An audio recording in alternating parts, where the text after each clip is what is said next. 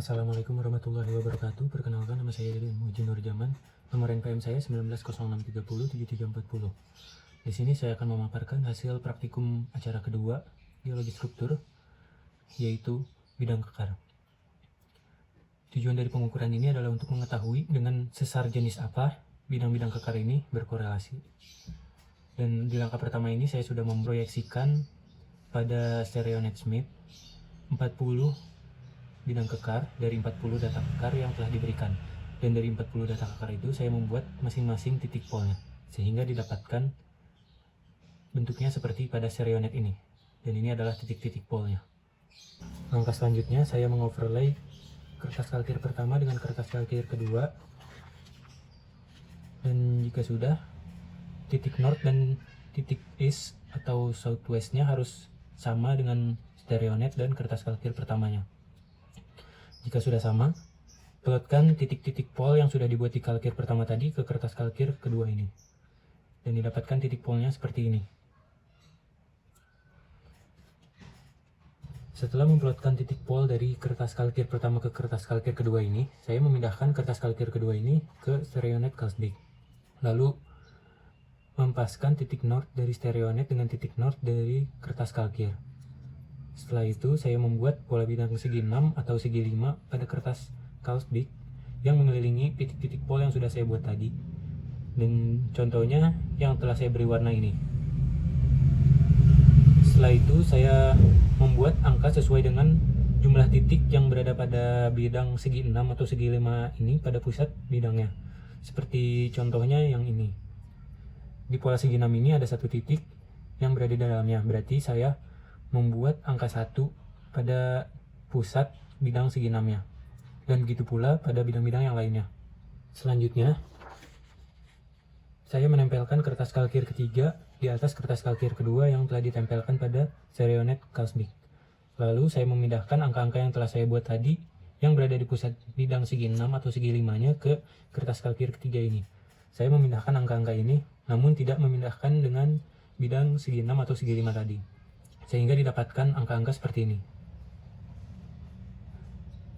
Setelah memindahkan angka-angka dari kertas kalkir kedua ke kertas kalkir ketiga ini, saya membuat klaster yang menandakan kesamaan angka banyaknya titik pol seperti ini. Contohnya, nomor 1 garisnya yang terluar, nomor 2 garisnya yang kedua dari luar, nomor 3 yang ketiga dari luar, dan begitu pun seterusnya sampai nomor 13. Setelah itu, saya membuat titik pada bagian tengah klaster tertinggi atau yang ditandakan dengan nomor 13. Contohnya ini. Ini adalah titik pada klaster tertinggi dan di sini ada juga di sini. Setelah itu saya memplotkan lagi titik yang sudah saya buat pada klaster tertinggi tadi ke kertas kalkir yang terakhir atau yang keempat. Dan saya mendapatkan titiknya yang pertama di sini dan yang kedua di sini. Lalu pindahkan kertas kalkir keempat ini ke StereoNet Smith. Setelah memindahkan kertas kalkir terakhir tadi atau yang keempat ke StereoNet Smith, langkah pertama yang saya lakukan adalah mencari sigma 2-nya, yaitu dengan cara menempatkan titik pol, kedua titik pol tadi yang telah saya pindahkan ke kertas kalkir ini ke benang ekuator. Langkah selanjutnya adalah mencari sigma 1, sigma 2, dan sigma 3 pada kertas kalkir keempat atau yang terakhir ini, yang sudah ada titik polnya tadi yang ada dua yang sudah diplotkan pada kertas kalkir ini. Pertama-tama, mencari sigma 2-nya terlebih dahulu. Sigma 2 dicari dengan cara pindahkan salah satu titik pol tadi ke bidang ekuator, lalu tambahkan sebesar 90 derajat ke arah tengah di sini, lalu tarik garis mengikuti garis great circle dan buat garis satu lagi dari titik pol yang kedua. Ini adalah titik polnya, pindahkan ke bidang ekuator, tambahkan sebesar 90 derajat, lalu tarik garis mengikuti garis great circle-nya. Dan jika sudah menemukan perpotongan antara kedua garis yang dibuat tadi, maka saya sudah mendapatkan titik sigma 2-nya. Dan ini adalah titik sigma 2-nya pada perpotongan antara kedua garis tadi. Untuk mencari sigma 1 dan sigma 3, dilakukan dengan cara tambahkan sebesar 90 derajat dari titik sigma 2 ini ke arah tengah. Di sini saya mendapatkannya, lalu tarik garis mengikuti great circle lagi. Dan garis ini akan memotong kedua titik pol yang saya plotkan tadi dari kertas kalkir ketiga ke kertas kalkir keempat ini. Dan ini adalah garisnya. Lalu hitung jarak antara kedua garis ini untuk mendapatkan sigma 1 dan sigma 3. Dan di sini saya mendapatkan jarak antara kedua garis ini sebesar 64 derajat. Berarti dia lebih kecil dari 90 derajat, sehingga titik tengah antara kedua garis ini adalah sigma 1. Lalu untuk mencari sigma 3-nya, tambahkan sebesar 90 derajat dari titik sigma 1 ini ke arah bawah. Dan di sini adalah sigma 3 saya. Selanjutnya, saya menghitung trend dan plunge dari masing-masing sigma 1, sigma 2, dan sigma 3. Pertama, saya akan menghitung trend dan plunge dari sigma 1. Caranya yaitu dengan memindahkan titik sigma 1 ini ke bidang ekuator. Lalu tarik garis dari titik sigma 1 ke primitive circle dan hitung jaraknya. Di sini saya mendapatkan jaraknya sebesar 63 derajat. Dan itu adalah nilai plunge saya.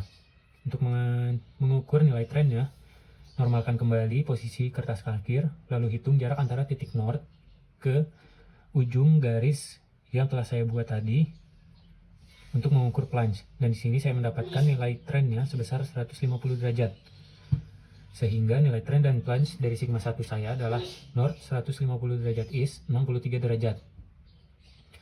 Lalu saya mencari nilai trend dan plunge dari sigma 2, yaitu dengan cara pindahkan titik sigma 2 ini ke bidang ekuator, lalu tarik garis dari titik sigma 2 ini ke primitive circle dan hitung jaraknya.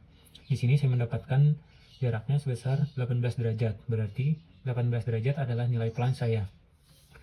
Lalu untuk menghitung trendnya, saya normalkan kembali posisi kertas kalkir, lalu hitung jarak antara titik north dengan ujung garis yang telah saya buat tadi untuk mengukur plunge sigma 2 saya. Dan di sini saya mendapatkan nilainya sebesar 22 derajat.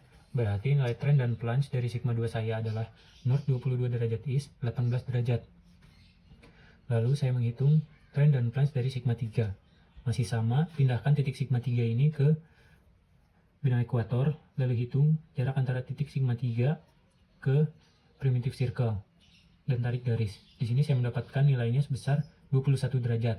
Berarti itu adalah nilai plunge saya.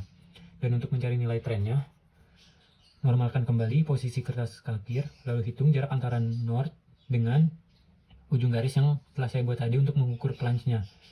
Salah dengan jarum jam. Di sini saya mendapatkan nilainya sebesar 287 derajat. Berarti saya mendapatkan nilai trend dan plunge dari sigma 3 saya sebesar north 280 derajat 7 derajat east 21 derajat.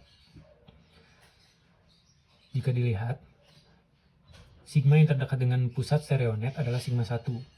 Dan ini menunjukkan bahwa 40 bidang kekar yang saya dapatkan tadi berkorelasi dengan sesar jenis sesar normal atau sesar turun. Sekian dari saya, terima kasih. Wassalamualaikum warahmatullahi wabarakatuh.